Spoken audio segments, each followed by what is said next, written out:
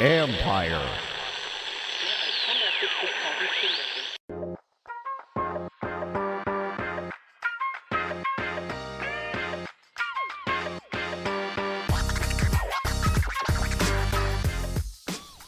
Welcome to Inside the Cap. I'm your host, Joel Corey. You can find me on Twitter at CoreyJoel. That's CorryJoel. And also read my regular CBSSports.com column, Agents Take on NFL Salary Cap and Contract Matters. In today's episode, we're going to take a look at veteran acquisitions, new acquisitions that aren't living up to expectations, underperforming, aren't paying dividends, whatever you want to call it. Since we're at the midway part of the season, there have been 9 complete weeks. We're heading into week 10. So we're going to take a look at the most notable ones in that regard. First off is going to be Russell Wilson. Now, when the Denver Broncos traded for Russell Wilson, they thought they'd be competing for a playoff spot. They went 7-10 last year. In March, the start of the new league year, he was acquired along with a 4th-round pick in 2022 from the Seahawks for Seattle's 22 and 2023 first and second round picks, a 2022 5th-round pick, and multiple players: tight end Noah Fant, defensive lineman Shelby Harris, and quarterback Drew Lock. He was supposed to be an answer to Denver's quarterback problems, which have dated back to Peyton Manning retiring after 2015 season. They've had a revolving door of quarterbacks since then. When they got new ownership, he was signed to a very lucrative contract in the preseason, although he had 2 years remaining on his contract.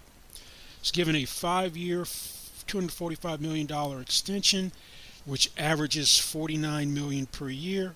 It's $165 million guarantees, were $124 million was fully guaranteed at signing. The deal makes Wilson the NFL's second highest paid player in the league at $49 million per year. Now, it's been a rough start for Russell Wilson. Broncos are 3-5, 3-4 when he plays. He missed one game because of a hamstring injury. Also, he's received platelet-rich plasma injections in his shoulder prior to Week 6 contest, which didn't keep him out of that one. Offense has been stagnant for the most part. And to make matters worse, his old team, Seattle Seahawks, don't miss him. Everyone expected Seattle to be in contention for the first overall pick. Instead, they're leading the NFC West at 6-3. And Geno Smith looks like he's going to the Pro Bowl. Geno Smith is leading the NFL in completion percentage, completing 73.1% of his passes, 15 touchdowns, 4 interceptions.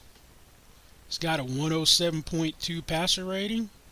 Geno Smith, that's 3rd in the NFL, having a phenomenal year. They played 9 games, so they got 8 more to go. We'll see if Geno can keep this up. Now, on the other hand, Russell Wilson is off to arguably his worst start since his rookie year. Through 7 games, Russell Wilson completing 58.8% of his passes. That's 30th in the NFL. 6 touchdowns, 4 interceptions, 83.5 passer rating. That's 26th in the NFL. Through 7 games in his rookie year, Wilson was completing 59.4% of his passes, 8 touchdowns, 7 interceptions, had a 79.5 passer rating. In 2012, Russell Wilson turned it around after that, because by the end of the year, Russell Wilson passer rating was up to 100. 26 TDs, 10 interceptions, completed 64.1% of his passes. So Denver's going to need Russell Wilson to have a similar type of turnaround for the second half of the year. And also, Denver, through 8 games last year, Teddy Bridgewater, 4-4. They're 3-5 right now. They did not mortgage the farm for Russell Wilson to be a game worse this year than they were last year.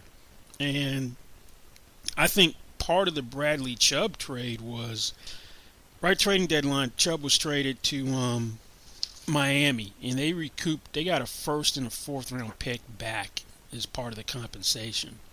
They were without a first round pick next year. They've gotten that back, and they got a fourth round pick out of it in return to help recoup some of the massive loss of draft compensation for Russell Wilson. Now we're going to stick with quarterbacks, and it seems like the veteran quarterback acquisitions this year are falling flat on their face, haven't done what the teams intended them to do, and we're going to move on to Matt Ryan. Now, Matt Ryan spent his entire career with the Atlanta Falcons. Then the Falcons decided they were going to pursue getting the sweepstakes for Deshaun Watson. And that kind of opened the door for Ryan to decide, you know what? You don't want me. I don't want to be here. And he was traded for a 2022 third-round pick to the Colts. And the Colts have kind of had a revolving door at quarterback ever since Andrew Luck abruptly retired. And they're off to a 3-1 start with Matt Ryan, and they were supposed to be the team to beat in the AFC North, if not the Tennessee Titans. And he hurt his shoulder and wasn't going to be able to play, but the owner, Jim Irsay, announced, well, actually through Frank Reich, who's now been fired as head coach, and offensive coordinator Marcus Brady was fired before then, that they're putting Matt Ryan on ice for the season, which was a surprise. The Colts had success in 2020 with 38-year-old Phillip Rivers, an older quarterback. Ryan, 37, not the same type of success. Statistically, he looked okay. He's completing 68% of his passes, but 9 touchdown passes, 9 interceptions. Was leading the NFL in interceptions with 9 at the time. Still is, even though he's missed the past couple of games. 84.7% passer rating, 24th. At the time when he was benched, 24 sacks, was tied for the most in the NFL. Problem is, Matt Ryan's not mobile. Offensive line's been a huge disappointment. The bell cow running back, Jonathan Taylor, has been hurt. So he had 12 overall turnovers. It's fortunate that the fumbles that were happening at an alarming rate were mostly recovered by the Colts, but still that kills drives and momentum. At 11 fumbles, was on pace for 26 fumbles had he kept that rate up, which was going to shatter the, which not shatter, but was going to break the mark for fumbles, not ones which were turnovers, but just fumbles in general. It's held by Dante Culpepper, and Kerry Collins was 23. But here's part of the issue, which is concerning with Matt Ryan, what they did when they acquired him. He had 2 years left on his contract through 2023. They reworked his 2023 contract. They made a salary conversion for cap purposes, which is fine, but it's the second part of the deal, which is an issue. They converted $12 million of his 22 base salary to signing bonus to get $6 million cap space for this year. As I said, okay, but he had $21,705,882 in 2023. So $12 million of that is now fully guaranteed. They took $2 million of his base salary and added it to his 7.5 third day of the league year roster bonus due on March 17th. So he actually had basically 29 in total salary. If you include the base salary and the roster bonus, now that's 10. So that is a $10 million roster bonus on the third day of the league year, but it's guaranteed for injury. Now, so his base salary now drops to $19,205,882 with this maneuver. Now, that remaining $7.2 million is guaranteed for injury. It becomes fully guaranteed next March 17th. He's not the answer at quarterback. Irsay said when he traded for him that he thought Matt Ryan would be the quarterback for the next 2 years. They went with Sam Ehlinger, who clearly is not the deal. Young guy was a late round pick a couple of years ago. Clearly not the answer. And Jeff Saturday is the head coach. And my laughter is going to be all I'm going to say about that. Come out of the TB booth, never been a coach except in high school in Georgia, and now you're coaching an NFL team. It speaks for itself. There's a school of thought that they're putting Ryan on ice because they don't want to be stuck with the injury guarantee. Now, his shoulder's fine. He's going to be active as the backup. Saturday has said that everything's open at the quarterback, so there's a chance Matt Ryan could play. They pretty much ceded the division to the Titans with this move. Now, they're probably going to go in another direction at quarterback next year. And when they do, they're going to have $18 million of dead money. Would have been $6 million had they not guaranteed the $12 million.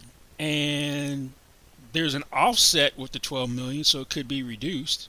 And they're going to pick up $17,205,882 of cap space, but they're $18 million of dead money. Now, could they get lucky and Matt Ryan decides, I want to retire, and give him a $12 million gift? Yeah, it's possible. Is it probable? No.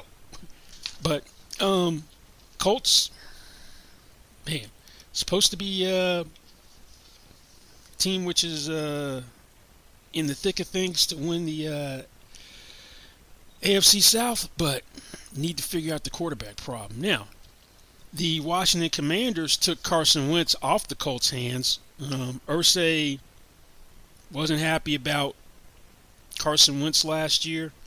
Part of it was him being unvaccinated. He trashed the inconsistency, trashed Wentz and his inconsistency. He traded him after one season. He gave up a 2021 third-round pick and a 2022 first-round pick. Didn't let him go. So you know that there is an issue there because you don't give up that type of draft capital to have a one-season rental. Now, best thing that the Colts did is they didn't touch his contract. And they found a taker. And I'm surprised that they didn't have to pay part of the salary to move Wentz. And they moved Wentz before they got Matt Ryan. They were gone. They were done with Wentz.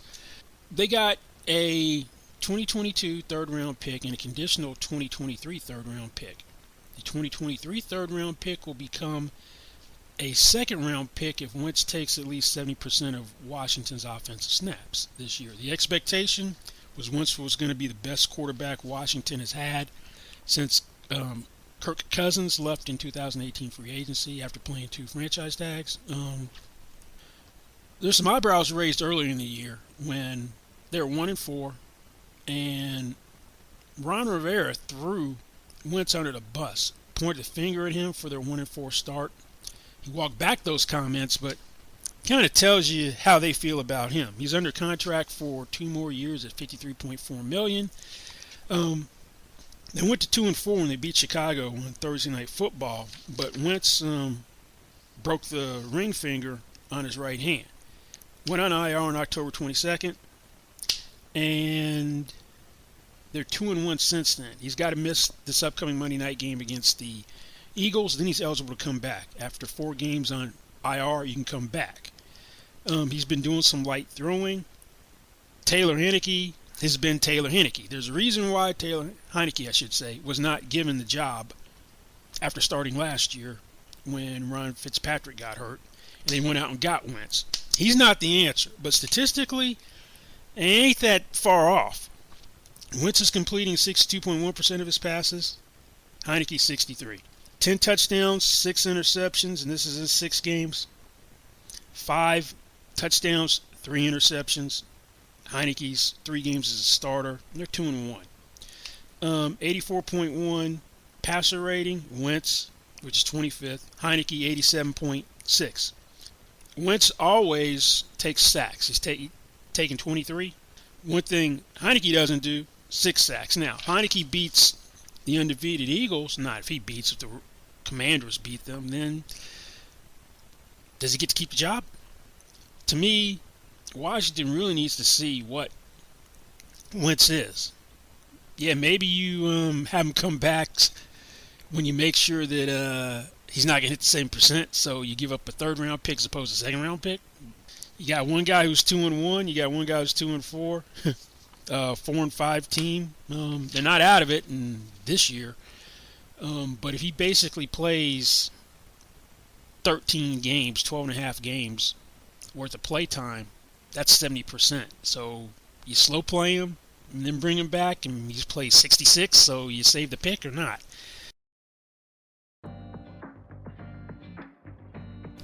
We got a couple more quarterbacks to talk about. Baker Mayfield next.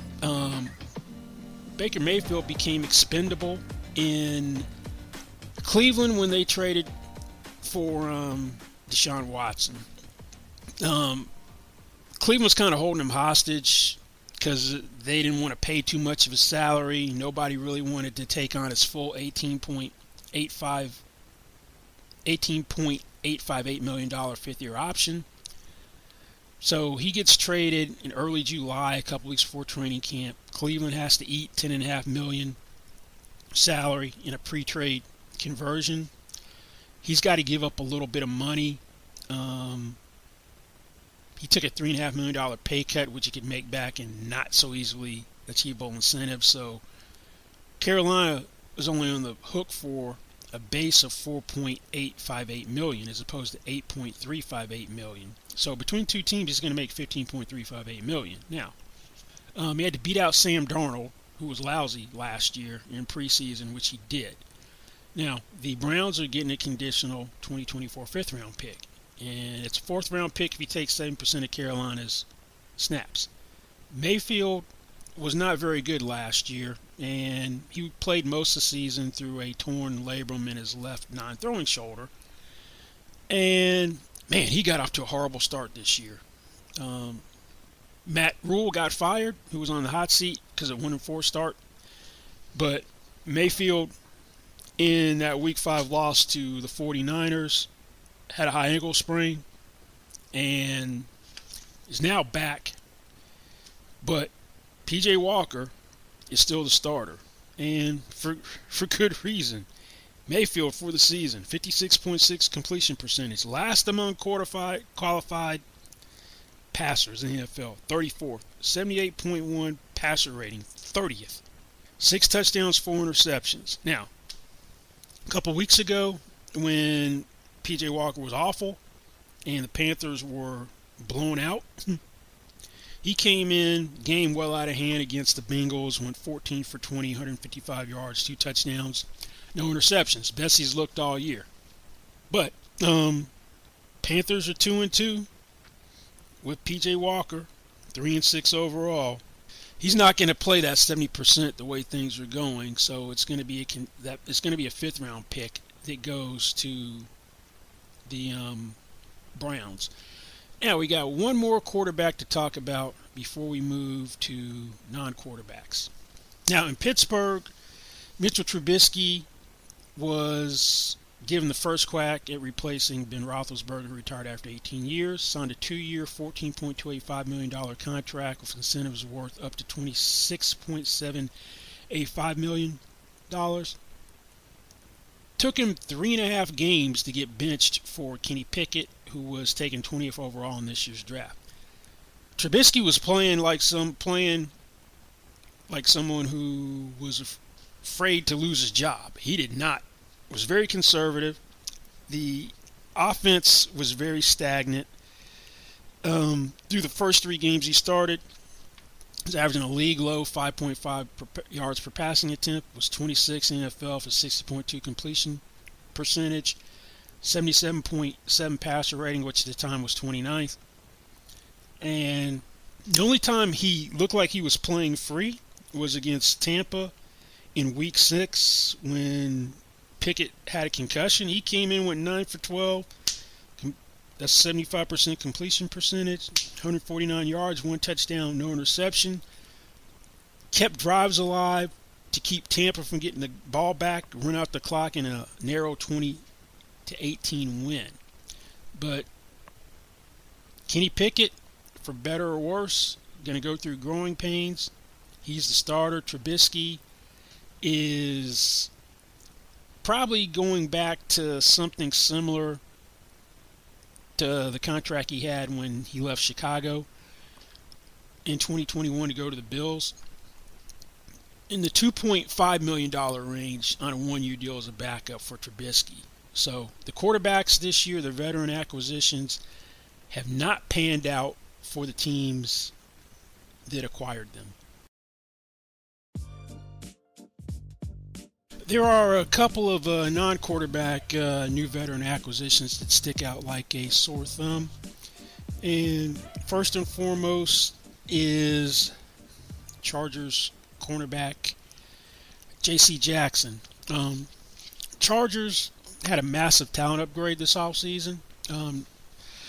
Try to put as much talent around Justin Herbert while he's still on his cheap, cost-controlled rookie contract after Billy missed the playoffs last year. Now, Jackson was signed to a 5-year, $80.25 million contract with $40 million in guarantees to shore up the secondary.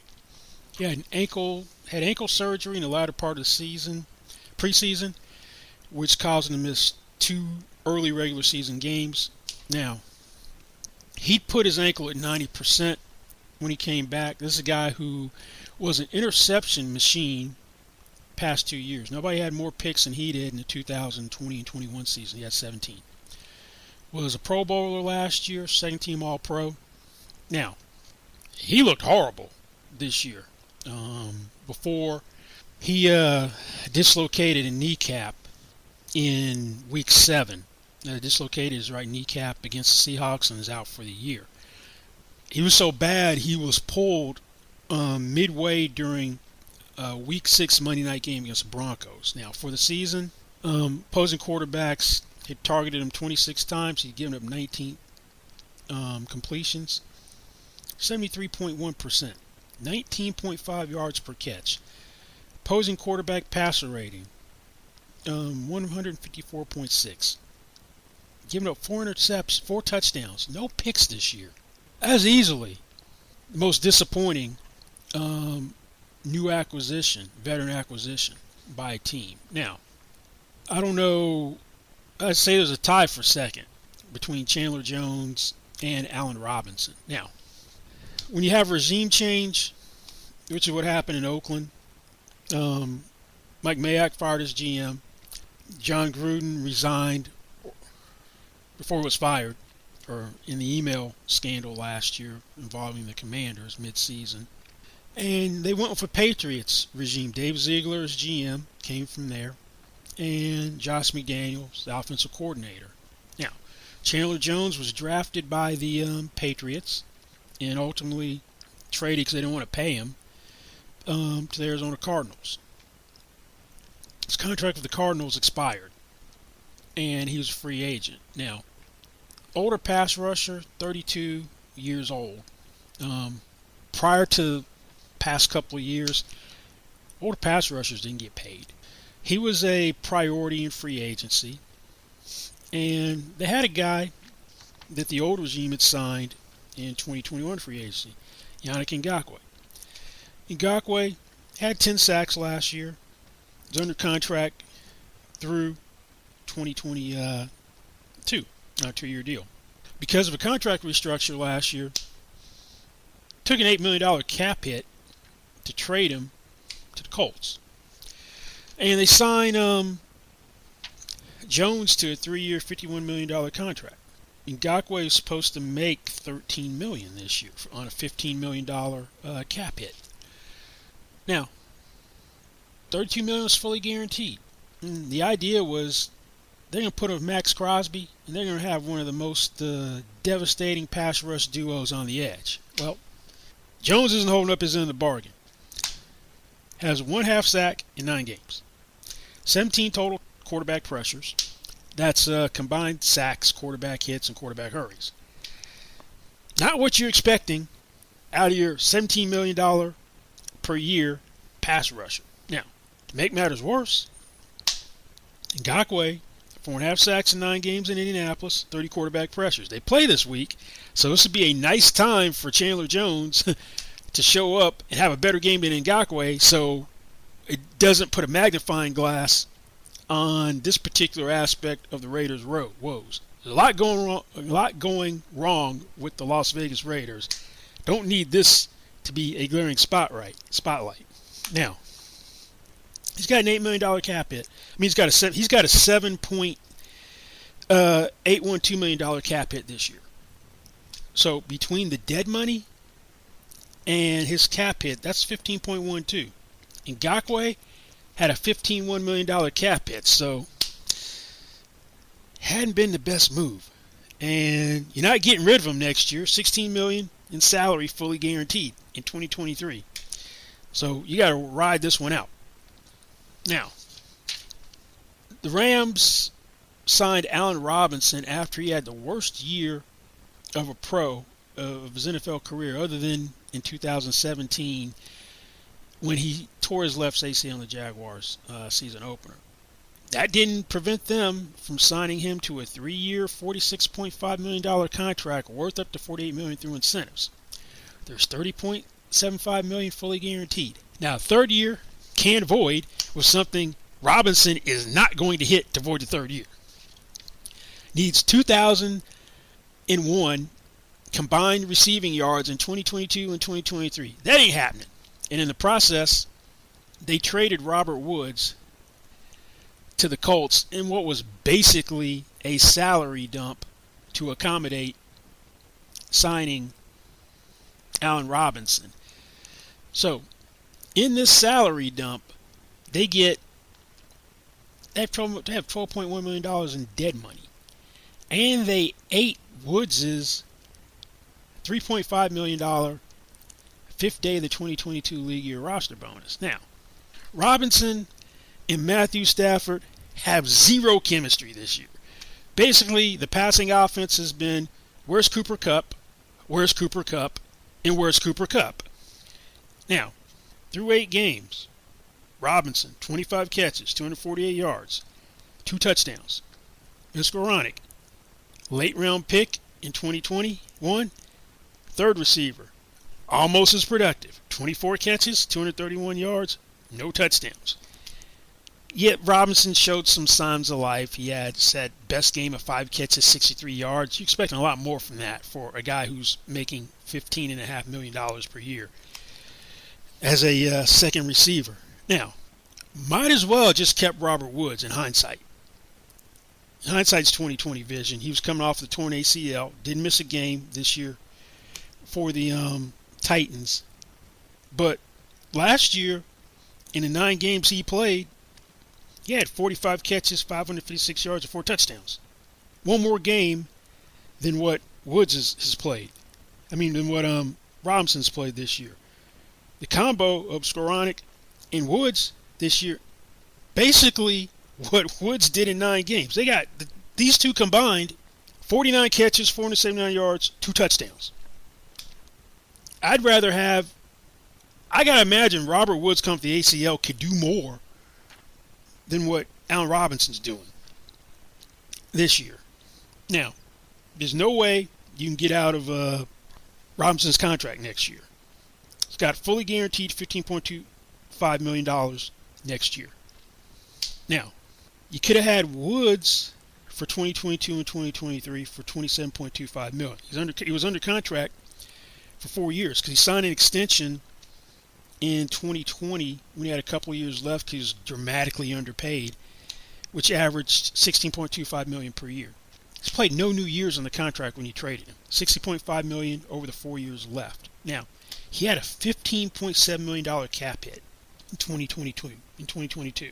You got a $4.3 million cap hit for Allen Robinson and $12.1 million in dead money for Woods. That's 16.4 of cap charges for those two combined when you could have had Woods for 15.7 and more productivity. Now, to me, Rams gave Allen Robinson Odell Beckham Jr.'s money. If Odell Beckham Jr. stays healthy, total different ball game. Rams, different season for them because Beckham in the Super Bowl, the way the Bengals were covering Cooper Kupp and the start he got off to, was going to be a strong candidate for Super Bowl MVP. Beckham would add a different dimension to the Rams. Still could. He's out on the open market. He's looking for a new home. On general principle, if I'm Beckham, I say fuck the Rams. I'm like, you lowballed me on my offer. You gave my money. And that's what he said. They gave him a lowball offer earlier. And they said that's not our best offer. You gave my money to Allen Robinson, who's not living up to expectations by a long stretch. You have a tough road to even get a wild card. I love L.A., but you've disrespected me, and screw you guys. I'm going elsewhere. So this whole thing has a lot of reverberations potentially. And Beckham hasn't been cleared to play yet. That should come in the next couple of weeks, and he wants to make a decision reportedly by the end of November on where to sign, and really wants a long-term deal. So, Rams, you may have played yourselves on this one. Now, one last guy we're going to look at is Chase Edmonds. Miami signed Edmonds to a 2-year, $12.1 million deal, $6.1 million guaranteed. Now, first couple of weeks, he was their primary ball carrier. That didn't last too long. Raheem Mostert, who missed almost all of 2021 because of chip cartilage in his left knee, quickly supplanted him. And he had more familiarity with the offense because Mike McDaniel, the head coach, was the offensive coordinator with the 49ers, and Mostert was with the 49ers. But Edmonds had fallen so far out of favor, he was included in the Bradley Chubb trade. They shipped him to Denver. For the season, he's averaging 2.9 yards per carry. 42 carries, 120 yards, 2 touchdowns, 10 receptions, 96 yards, 1 receiving touchdown. So they basically paid him $4,988,889 for 8 games, and for him to get rid of him. Mostert, on the other hand, signed to a 1-year, $2.125 million contract, maxes out at $3.125 million through incentives. 110 carries, 478 yards, 2 touchdowns, 13 receptions, 97 yards, 1 touchdown in his 9 games. So, paid 8 weeks worth of salary for Edmonds. Then found a replacement, which is an upgrade. Went out and got Jeff Wilson from the 49ers. They're going to have one too many backs. Elijah Mitchell, who got hurt early in the season, is now back starting this week. Made a blockbuster trade to get Christian McCaffrey from the Panthers. So gave up Miami gives up a 5th-round pick to get Jeff Wilson. And he already, in his one game, already showed that he's an upgrade over Edmonds as the other running back. 9 carries, 51 yards against Chicago last week. 3 catches, 21 yards, and a touchdown. And only cost him $575 for the rest of the year because his base salary was $1.035. That's 10 weeks worth of base salary, $575. He's on a 1-year, $1.85 million deal. At least Miami recognized a mistake, made an upgrade. They have a 49ers duo in the backfield from 2021, part of the duo with Mostert and Jeff Wilson. But those are the veteran acquisitions who have been disappointments, aren't paying dividends so far, and in some cases won't this year for their teams and their new surroundings. Well, that's it for this week's Inside the Cap. Don't forget you can find me on Twitter at Corey Joel. That's CORRYJOEL. And you can read my regular CBSSports.com column, Agents Take on NFL Salary Cap and Contract Matters. Thanks for listening, and we'll see you back here next time. Goodbye.